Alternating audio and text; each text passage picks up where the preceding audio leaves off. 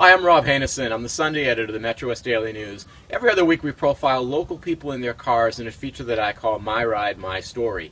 This week we're with Dan Tortora in his 1954 Kaiser Darren. This is a very unusual and rare car, and it's one that you found, you were persistent about finding it. So why don't you tell us how you found this car? Well, my dad told me about the car when I was 15. It was in Westboro, and he had always wanted to own one. They were dealers. They were a Kaiser dealer, and of course I was 15. I didn't know anything about it, so I got on my bicycle and I took a ride down to see the car, and I liked it.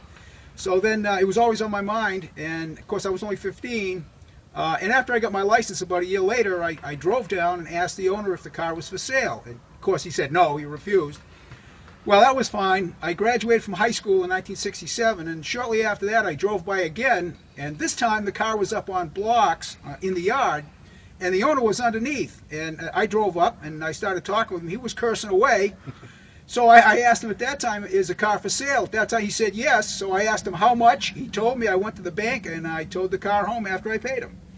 Now, over the course of years, you've made some improvements to this car, mostly for safety and comfort reasons. What were some of those improvements you made? Well, the 50s cars were generally, they didn't handle well, they didn't stop well. It was kind of like driving a pure terror in traffic, in today's traffic. So what I did is I changed the suspension, changed the brakes, I put a V8 engine in it, cruise control. It's fuel injected with distributed ignition. And now I'm not afraid to go any place with it. I mean, we'll drive it 2.5, 3 hours to a car show. It's a lot safer, it's a lot faster, and boy, is it fun to drive.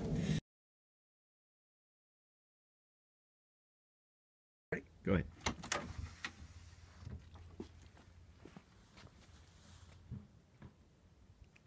Now, this car, when I said earlier that this car was rare, this car is very rare, and it also holds a pretty special place in automotive history. Can you tell us briefly what that is? Well, in the early 50s, the designer Howard Darren wanted to build a sports car, but being an independent designer, he would build a prototype and then pitch it to the big three.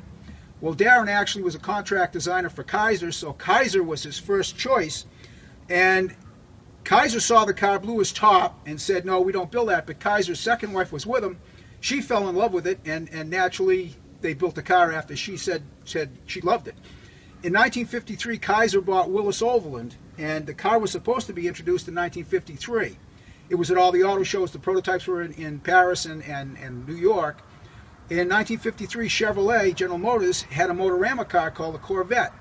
Well, General Motors built about 353 Corvettes late in the season.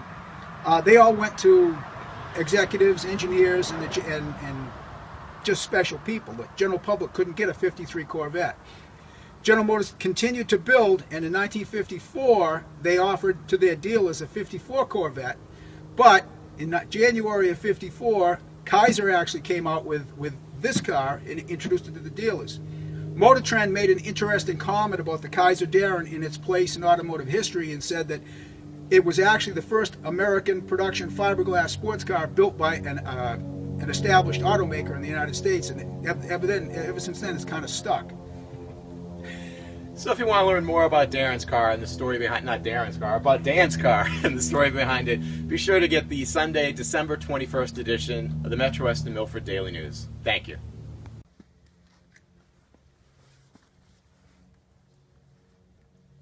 They can actually see the whole Henry J. Kaiser story online if they want to go crazy about that too. He was a very interesting individual.